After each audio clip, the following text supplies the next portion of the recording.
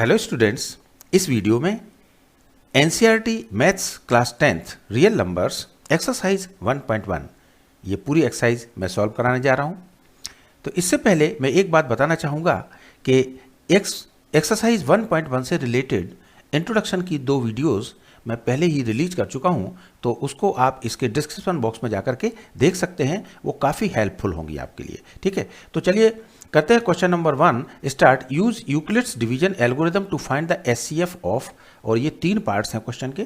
तो इसको समझने के लिए यूक्लिड डिवीजन एल्गोरिथम, ठीक है, से हमें एचसीएफ निकालना है। तो पहले हम एल्गोरिथम क्या है? An algorithm is a series of well defined steps which gives a procedure for solving a type of problems। और लेमा को भी समझ लेते हैं। A lemma is a proven statement used for proving another statement. Lemma क्या है? एक proven statement है जिसको किसी दूसरे स्टेटमेंट को प्रूव करने के लिए यूज किया जाता है। यूक्लिड्स डिवीजन लेमा एक्चुअली है क्या? यूक्लिड्स डिवीजन लेमा को हम सिंपल तरीके से ऐसे समझते हैं, जैसे मान लीजिए हम डिवाइड करते हैं, तो हम डिवाइड करते हैं, मान लीजिए 9 हमारे पास डिविडेंड है। एक छोटी से नंबर ले लेते हैं हम 9 हमारे पास डिविडेंड है और डिवाइजर है 4, तो 4 से हमें डिवाइड करना है। तो इसको डिविडेंड को, जो 9 हमने डिविडेंड बोला, इसको अगर हम ए से रिप्रेजेंट करें और इसको डिवाइजर को हम बी से रिप्रेजेंट करें, ठीक है, तो जब हम 4 से यानी डिवाइजर से डिविडेंड को डिवाइड करते हैं तो हम टेबल पढ़ते हैं 4 1 द 4, 4 2 द 8, 4 3 द 12। ज़्यादा हो जाएगा तो यहाँ पे हम 4 2 द 8 लिखेंगे और इस 9 में से 8 को सब्ट्रैक्ट करेंगे और यहाँ पे रिमाइंडर 1 बच गया। ठीक है, तो अब रिमाइंडर 1 बच गया यहाँ पे, तो ये क्या हो गया? रिमाइंडर हो गया। और ये क्या था? हमारा कोसेंट था। ये क्या था? कोसेंट था। तो यही है a is equal to b q plus r. A is equal to b q plus r, मतलब a हमारा यहाँ पे क्या था? 9 था, तो a इज इक्वल टू बी कितना है? 4, और q कितना है? 2, और प्लस r यानी r रिमाइंडर कितना है? तो अब इसको सॉल्व करेंगे अगर, तो 4 टू द 8, 8 प्लस 1 9, सो ये 9 इज इक्वल टू 9। तो ये इसी से ये बना हुआ है यूक्लिड डिवीजन लेमा। यानी हमें ये ध्यान रखना है कि a is equal to b q plus r, और where r is greater than और equal to 0 and lesser than b। तो ये चीज़ हम याद रखेंगे। तो करते हैं क्वेश्चन नंबर 1 का फर्स्ट पार्ट। तो इसमें हमें 135 और 225 का एचसीएफ निकालना है। तो सबसे पहले हम क्या करेंगे? By using Euclid division lemma. So Euclid division lemma क्या है? a is equal to b q plus r, where r is greater than और equal to 0 and lesser than b। ठीक है, तो अब इसमें हमें a कौन सा होगा? a is always greater than b। सो इन दोनों में हम देखेंगे कि कौन सी संख्या ग्रेटर है। सो हम यहाँ पे लिखेंगे कि since 225 is greater then 135, so we apply the division lemma to 225 and 135। so 135 को यहाँ पे 225 को हम क्या लिखेंगे? डिविडेंड की जगह लिखेंगे। तो यहाँ पे 225 को हम डिविडेंड की जगह लिखेंगे और 135 को यहाँ पे डिवाइजर की जगह लिखेंगे। तो ये 1 टाइम जाएगा, 2 टाइम ज़्यादा हो जाएगा, तो यहाँ पे लिखेंगे 135 1 द 135, इसमें से माइनस किया तो ये 0 और यहाँ पे आ गया 9, यानी 90 आ गया। तो अब इसको हमें ऐसे करके और फिर यहाँ पे स्टेप 1 में हम लिखेंगे, यहाँ पे स्टेप नंबर 1। स्टेप नंबर 1 में क्या लिखेंगे? a is equal to b q plus r. इस फॉर्म में हमें लिखना है। तो a क्या है हमारा? 225, तो हम यहाँ लिख देंगे 225 इज इक्वल टू b कितना है? 135, सो 135 यहाँ लिख देंगे और मल्टीप्लाइड बाय q कितना है? 1 है, और प्लस रिमाइंडर कितना बचा हमारा? r कितना बचा? 90 बचा। तो इस फॉर्म में हम यहाँ पे a is equal to b q plus r इस फॉर्म में हम लिख देंगे। ये हमारा पहला स्टेप हो गया। अब चूंकि सिंस अब यहाँ पे देखिए एक चीज़ हमें समझनी है कि यहाँ पे क्या है कि रिमाइंडर जो है 0 नहीं है। तो जब तक रिमाइंडर 0 नहीं होगा तब तक हम आगे इसको प्रोसीड करते रहेंगे, कंटिन्यू करते रहेंगे। तो यहाँ पे रिमाइंडर 0 नहीं है, तो हम अब क्या करेंगे कि इसमें जो यहाँ पे रिमाइंडर था वो हमारा बन जाएगा न्यू डिवाइजर। रिमाइंडर क्या बन जाएगा? न्यू डिवाइजर बन जाएगा, और जो डिवाइजर था वो बन जाएगा डिविडेंड। तो इस तरह से हम फिर अगेन 90 से 135 को डिवाइड करेंगे, तो ये 1 टाइम जाएगा, तो 90 1 द 90, और यहाँ पे माइनस करेंगे इसमें से, तो कितना बचा? 5, और यहाँ पे बचा 13 में से 9 गया तो 4, तो 45 बचा। तो अब इसमें हम सेकंड स्टेप में क्या करेंगे? सेकंड स्टेप में अब हम लिखेंगे a is equal to b q plus r, but यहाँ पे a क्या हो गया हमारा? 135 हो गया, और इज इक्वल टू b कितना है हमारा? 90, बी 90 और इनटू कोसेंट कितना है 1 टाइम गया तो 1 और प्लस रिमाइंडर कितना आया 45 आया था, रिमाइंडर ये 45 है। तो यहाँ पे सेकंड स्टेप हम इस तरह से लिख लेंगे। अब यहाँ पे वही आ गया, जब तक कि हमारा रिमाइंडर 0 नहीं आ जाएगा तब तक हमें इस प्रोसेस को जारी रखना है, प्रोसेस को स्टॉप नहीं करना है, तब तक कंटिन्यू रखना है, बस ये बात ध्यान रखना है। तो अभी यहाँ पे फिर चूंकि since remainder is not equal to 0, so हम फिर फर्दर इसको कंटिन्यू करेंगे। सो कंटिन्यू करेंगे तो अब क्या करेंगे, हम इसमें जो रिमाइंडर था उसको हम फिर डिवाइजर ले लेंगे। ठीक है, जो रिमाइंडर था उसको डिवाइजर ले लेंगे और जो इसमें जो डिवाइजर था इसको क्या करेंगे, डिविडेंड ले लेंगे। ठीक है, तो 90 यहाँ पे लिख लेंगे। अब 45 टू द 90 2 टाइम्स गया तो 45 टू द 90 और 90 में से 90 गया तो क्या बचा 0।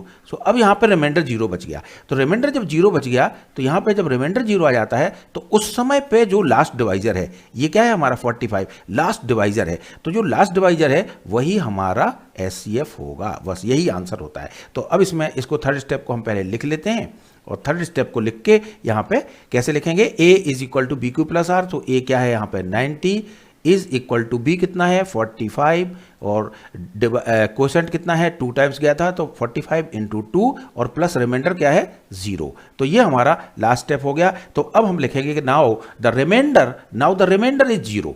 तो यहाँ पे हम क्या लिखेंगे कि now the remainder is 0 so the process stops so the divisor at this stage, या हम लिख सकते हैं the last divisor at this stage is 45 so therefore the SCF of 225 and 135 is equal to कितना हो गया 45 हो गया। तो यही हमारा आंसर हो गया। अब देखिए इसी प्रकार से इसको हमने सॉल्व किया हुआ है, यहाँ पे पूरा लिखा हुआ है, तो इसको आप चाहे तो इसको भी देख सकते हैं वैसा ही जैसा मैंने समझाया है और अच्छे से समझ में आ जाएगा।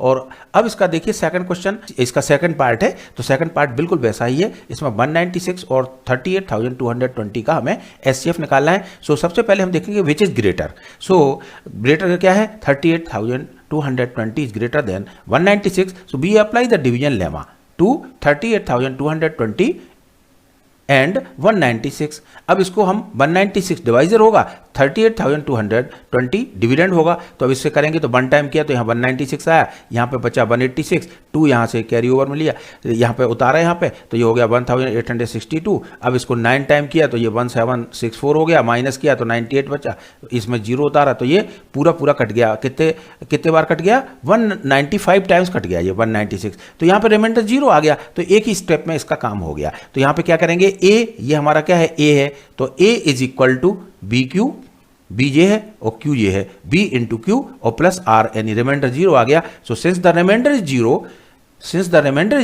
so the process stops. So since the divisor at this stage is 196, यहाँ पे जो लास्ट डिवाइजर है ये हमारा क्या था, जो भी डिवाइजर होता है, जो डिवाइजर जहाँ से 0 आया तो ये डिवाइजर है, यही हमारा SCF होगा। So since the divisor at this stage is 196, the SCF of 196 and 38,220 is 196। देखिए इसी प्रकार से थर्ड क्वेश्चन भी है, बिल्कुल वैसा ही है।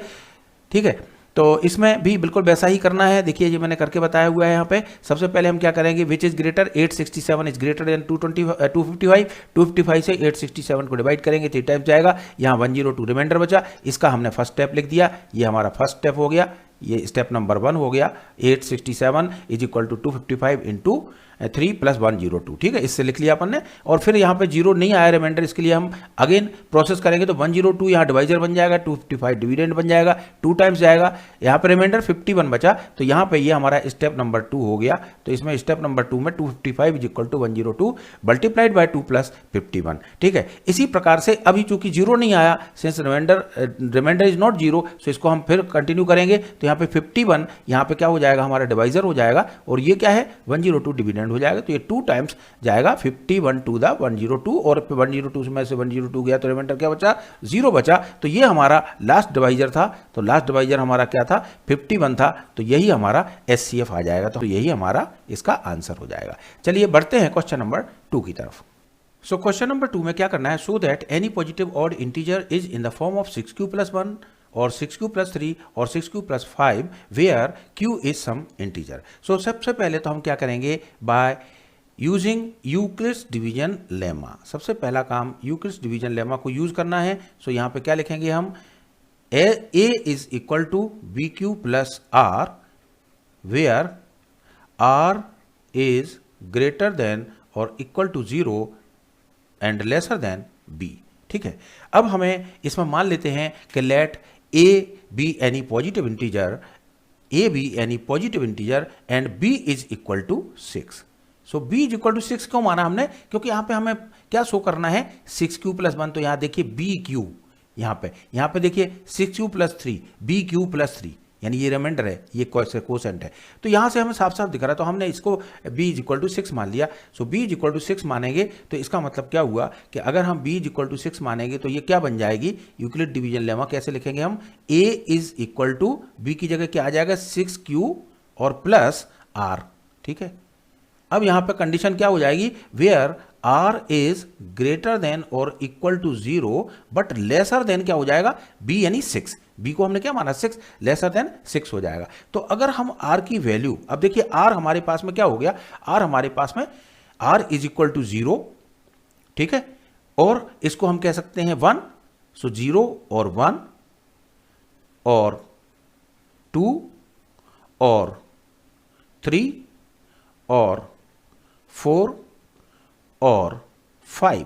अब इससे ज़्यादा तो नहीं हो सकता, 6 से कम होना चाहिए, तो 5 तक ही रहेगा। तो इसमें से ये 0 से लेके और 5 तक कुछ भी हो सकता है। तो अब अगर हम यहाँ पे A इज इक्वल टू, अब हम इससे वैल्यू निकालें तो A इज इक्वल टू, अब देखिए यहाँ पे 0 रखते हैं तो क्या होगा, BQ यानी 6Q प्लस R। तो 6Q प्लस 0 कितना होगा, 6Q होगा। तो ये कितना हो जाएगा, 6Q हो जाएगा।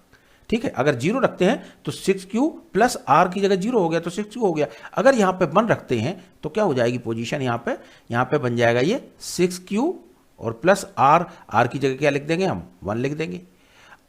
इसी प्रकार अगर हम R इज इक्वल टू 2 रखते हैं तो इसकी पोजीशन क्या बन जाएगी, 6Q प्लस 2।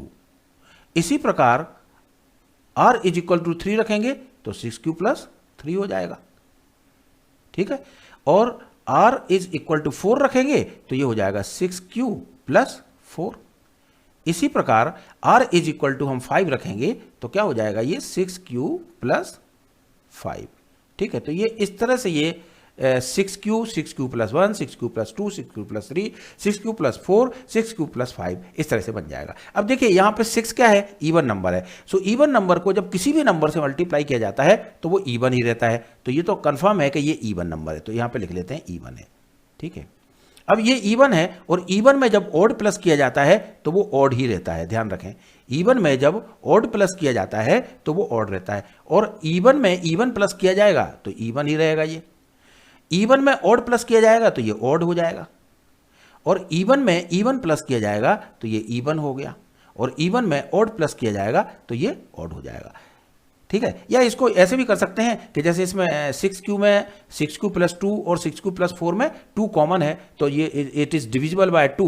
सो ये इवन नंबर हो जाएंगे 6Q प्लस 2, 6Q प्लस 4, और ये 2 से डिवाइड नहीं होंगे तो ये ऑड नंबर्स हो जाएंगे। सो हम ऐसे भी लिख सकते हैं इसको कि now 6Q plus 2 and 6Q plus 4 are divisible by 2, so these are even numbers, but 6Q plus 1, 6Q plus 3 and 6Q plus 5 are not divisible by 2, therefore these are odd numbers। तो इस तरह से हम लिख देंगे तो and therefore the positive integer can be expressed, ठीक है, expressed in the form, और यहाँ पे जो क्वेश्चन में लिखा हुआ है 6Q प्लस 1 और 6Q प्लस 3 और 6Q प्लस 5। तो इस तरह से ये क्वेश्चन का आंसर कंप्लीट हो जाएगा। ठीक है, और इसमें वैसे हमने यहाँ पे लिख रखा है तो ये इस तरह से आप इसको देख के कर सकते हैं इसको आसानी से। ठीक है, अब बढ़ते हैं अपन क्वेश्चन नंबर 3 की तरफ। क्वेश्चन 3 तो करते हैं question number 3। An army contingent of 616 members is to march behind an army band of 32 members in a parade. So the two groups are to march in the same number of columns. So what is the maximum number of columns? Maximum number of columns पूछा है in which they can march। तो हम इसमें कह सकते हैं कि SCF लेना होगा हमें। HCF ही लेना होगा, क्योंकि HCF of 616 and 32 will give the maximum number of columns in which they can march. ये बात हमें नोट करनी है। तो अब इसको हम HCF यूक्लिड डिवीजन लेमा से ही निकाल लेते हैं। So by using Euclid division lemma, so Euclid division lemma यहाँ पे लिखेंगे तो यूक्लिड डिवीजन लेमा क्या है, A is equal to BQ plus R, where R is greater than और equal to 0 but lesser than B। तो अब इसमें क्या है, सबसे पहले देखेंगे कि which is greater in 616 and 32। So 6 because since 616 is greater then 32, सो 32 क्या होगा हमारा, 32 डिवाइजर होगा और 616 हमारा डिविडेंड होगा। ठीक है, तो अब इसको पहले वन टाइम करेंगे तो 32 1 दा 32, तो यहाँ पे कितना बचेगा, 11 में से 2 गया 9 बचा, और यहाँ पे 5 में से 3 गया तो 2 बचा। अब इसको 6 को हमने यहाँ पे कॉपी किया तो ये हो गया 296। अब 296 से ये देखिए 3 9 दा 27, सो 9 टाइम्स ये जाएगा, तो 9 टाइम्स जाएगा तो 9 2 दा 18, यहाँ पे 8 आ गया, कैरी 1 आया, 9 3 दा 27 और 128 हो गया। तो ये कितना आएगा, रिमाइंडर कितना आया इसमें, 16 में से 8 गया तो आया 8, और यहाँ 8 में से 8 गया 0 और 2 में से 2 गया 0, यानी रिमाइंडर हमारा क्या आ गया, रिमाइंडर हमारा आ गया 8। तो अब इसको हम फर्स्ट स्टेप को लिख लेते हैं।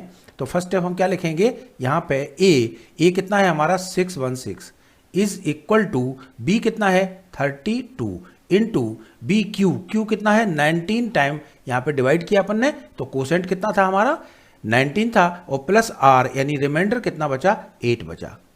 सो यहाँ पे 8 बचा, तो अब हम क्या करेंगे इसमें कि since remainder is not equal to 0, so be apply the division lemma. ठीक है, तो फिर से अप्लाई करेंगे। तो अब कैसे अप्लाई करेंगे, इसमें जो हमारा 8 यानी रिमाइंडर जो बचा है ये हमारा हो गया न्यू डिवाइजर, तो यहाँ पे हम 8 को न्यू डिवाइजर मान लेंगे, और 32 जो है वो हमारा क्या हो गया, डिविडेंड हो गया। तो अब इसको कर देते हैं, तो 8 4 दा 32।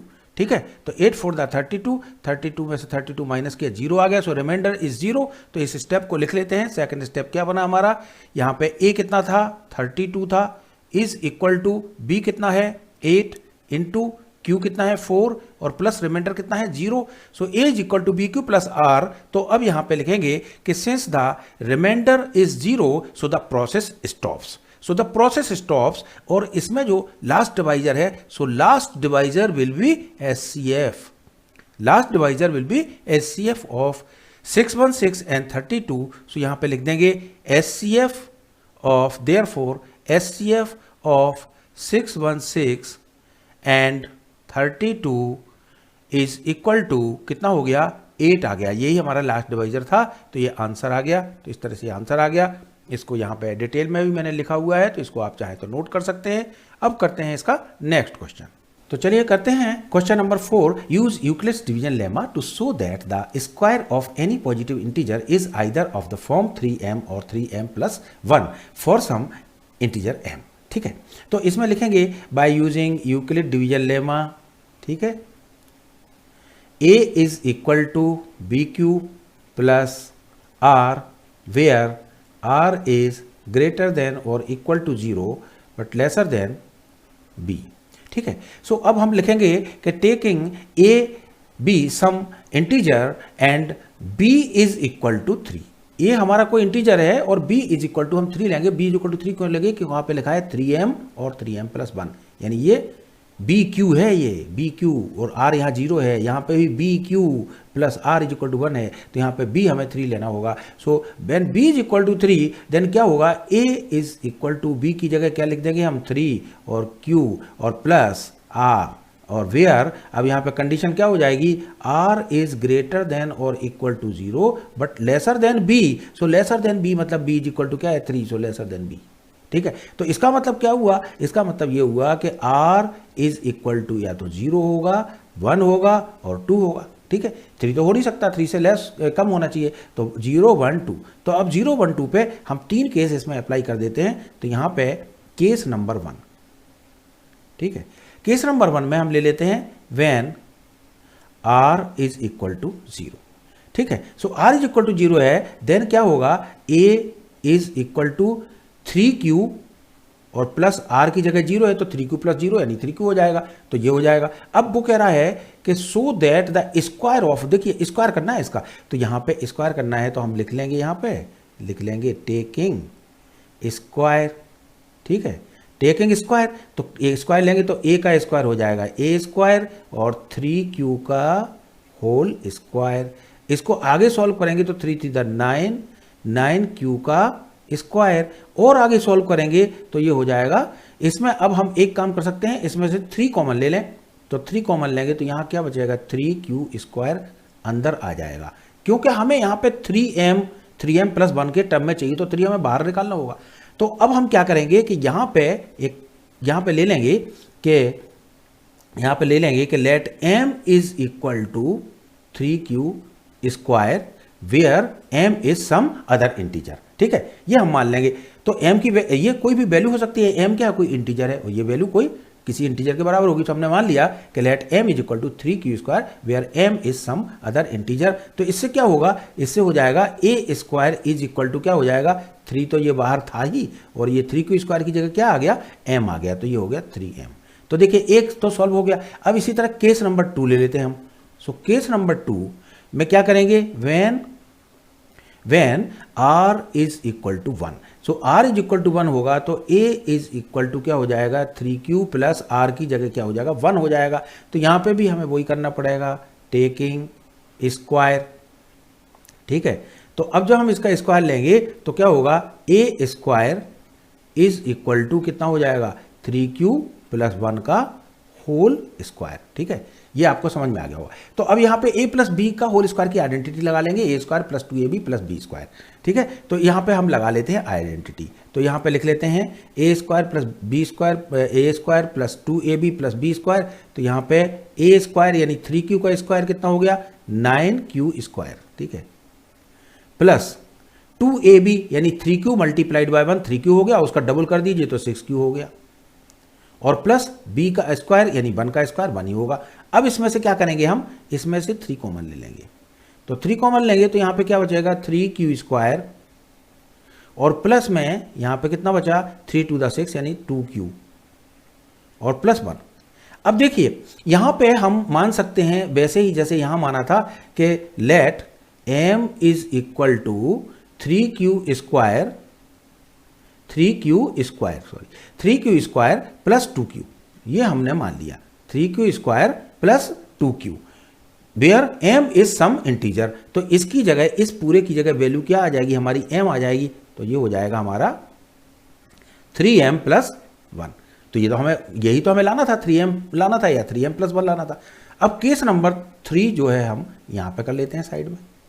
सो केस नंबर 3 के लिए हम कैसे करेंगे, देखिए केस नंबर 3 के लिए हम r इज इक्वल टू 0 मान चुके हैं, 1 मान चुके हैं, अब हम 2 मानेंगे, तो यहाँ पे 2 है, तो यहाँ पे लिखेंगे when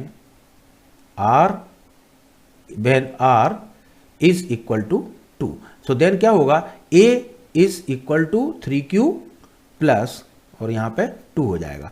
सो टेकिंग स्क्वायर, इसमें स्क्वायर करेंगे, so taking square a square is equal to 3q plus 2 का होल स्क्वायर, इसमें आइडेंटिटी लगाएंगे तो a स्क्वायर यानी 3q का स्क्वायर क्या हो जाएगा, 9q स्क्वायर, और प्लस 2ab यानी इन दोनों का मल्टीप्लाई का डबल, तो 3q इंटू 2 6q, और 6q का डबल कितना हो गया, 12q, तो ये हो गया 12q, और प्लस b का स्क्वायर यानी 2 का स्क्वायर, तो 2 का स्क्वायर हो गया 4।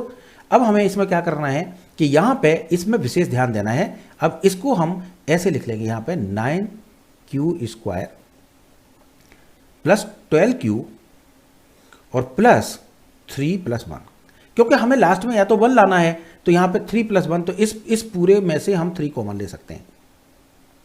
तो यहाँ पे हम 3 कॉमन लेंगे तो यहाँ बचेगा 3q स्क्वायर प्लस 4q और प्लस 1, और ब्रैकेट के बाहर ये 1 आ जाएगा अलग से।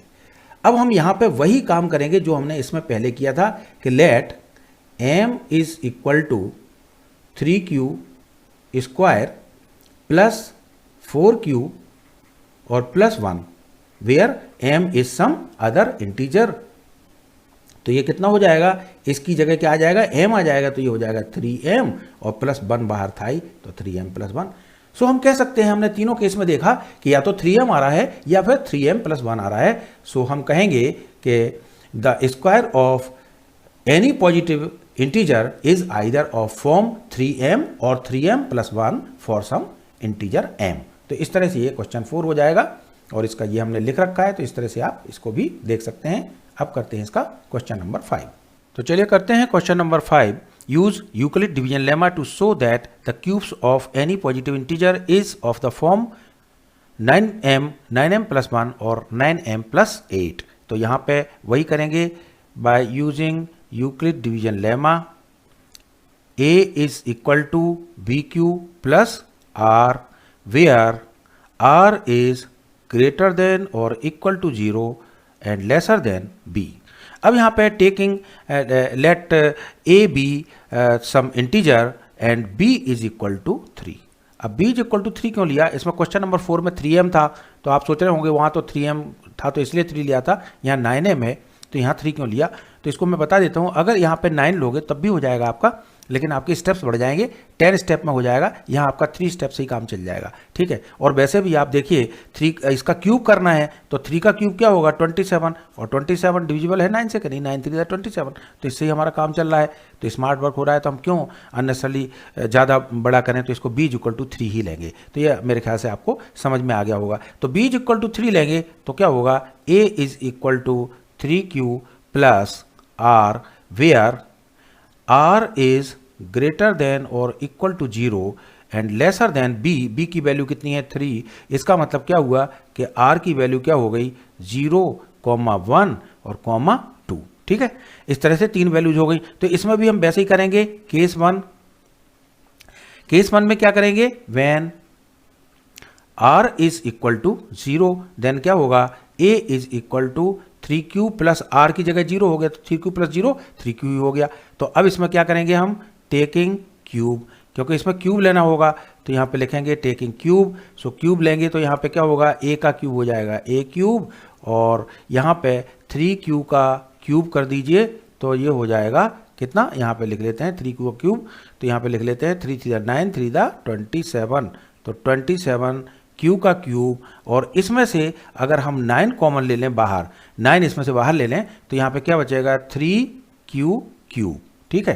तो ये बचा। तो अब इसमें हम वैसे ही करेंगे, यहाँ पे क्या करेंगे, इधर हम लिख लेंगे कि let m is equal to 3q cube where m is some integer. तो ये हो जाएगा a cube is equal to 9, और यहाँ पे 3q क्यूब की जगह हमने क्या ले लिया, m ले लिया, तो ये हो जाएगा 9m।